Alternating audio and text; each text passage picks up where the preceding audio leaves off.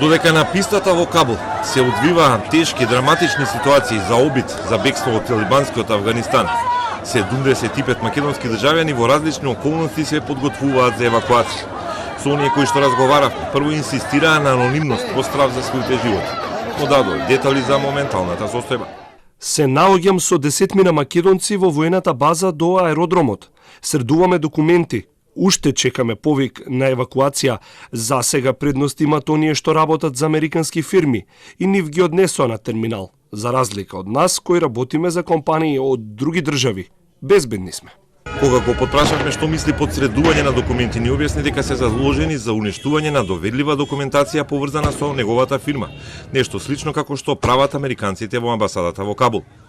Тој според проценките на МНР еден од 25 македонци кои се во базата веднаш до аеродромот, кој сега е во хаос и е под американска контрола. Министрот Бујар Османи тврди дека со сите фирми во кои има македонци е контактирано и сите компании имаат планови за евакуација на своите вработени.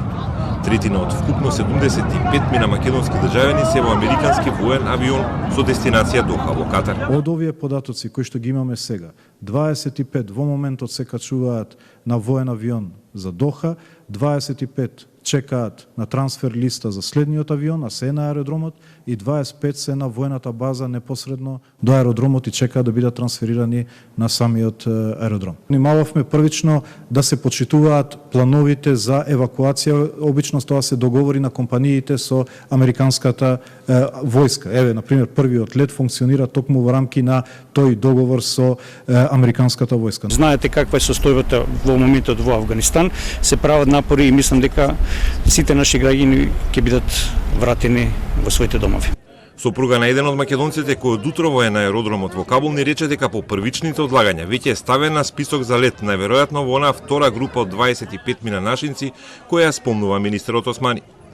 Османи пак посочи дека заедно со сојузниците од НАТО се упатува порака до талибанските сили и до привремените власти во Кабул да преземат мерки и да не дозволат загуби на човечки животи.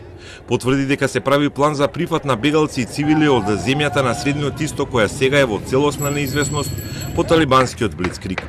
Не е направен конечен план за бројка на бегалци и локација за нивно сместување, но ќе се постапува согласно хуманитарното право, а веќе има најава за стигање на 6 жени и деца од Авганистан. Организацијата на Обединетите нации побара 6 лица, претежно жени и деца на вработени во ОН во Кабул да бидат прифатени во Република Северна Македонија и тие ќе бидат прифатени и очекуваме да стигнат и како ќе се појават вакви барања од страна на агенции од типот на NDI, од типот на UN или пак други меѓународни организации согласно соработката со Соединетите Американски држави и НАТО ќе се направат проценки и ќе се прифатат во државата привремено.